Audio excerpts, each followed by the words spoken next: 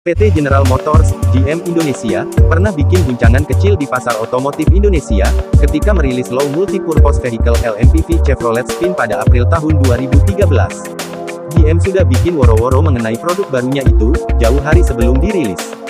Hasilnya, respon dari masyarakat ternyata melebihi ekspektasi produsen. Konsumen sampai harus inden selama 3 bulan untuk menghadirkan Chevrolet Spin di garasi rumahnya. Hal itu membuat pabrik GM Indonesia, yang berada di Pondok Ungu, Bekasi, Jawa Barat, menggenjot produksi sebanyak 2 shift, agar tak mengecewakan konsumen, karena menunggu terlalu lama. Sejak dirilis April hingga Agustus tahun 2013, sudah 4.000 unit Chevrolet yang berhasil terjual. Prestasi yang cukup bagus untuk pendatang baru. Jaringan dealer di seluruh Indonesia pun ditingkatkan dari 35 menjadi 44 dealer. Chevrolet Spin saat dilempar ke pasar pertama kali dijual di rentang harga mulai Rp139 juta hingga Rp189 juta dengan 3 pilihan, yakni mesin bensin 1.2 liter dan 1.5 liter serta mesin diesel 1.3 liter. GM begitu menggebu-gebu menjual Chevrolet Spin karena akan jadi pesaing berat Toyota Avanza. Mengingat keberhasilan Chevrolet Spin di pasar Brasil, yang sampai saat ini masih eksis di sana.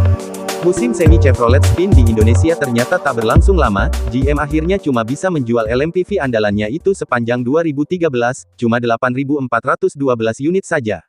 Bandingkan dengan Toyota Avanza yang menikmati kue pasar LMPV paling besar di tahun yang sama dengan penjualan 213.458 unit.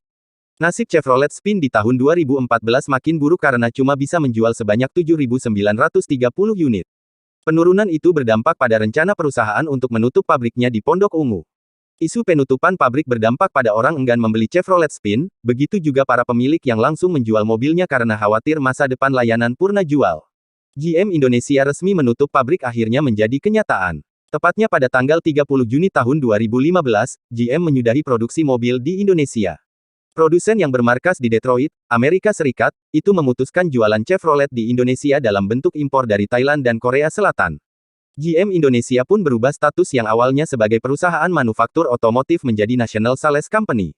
Jadi tugasnya cuma jual merek Chevrolet di Indonesia. Pasar yang semakin sempit, apalagi sudah datang gempuran dari Tiongkok yang membawa Wuling dan DFSK, merek Chevrolet makin terpinggirkan, GM Indonesia akhirnya bikin keputusan mengejutkan. Pada Senin tanggal 28 Oktober tahun 2019, GM Asia Tenggara Hector Villarreal mengumumkan secara resmi bahwa GM tak akan menjual lagi mobil Chevrolet di Indonesia terhitung mulai akhir Maret tahun 2020.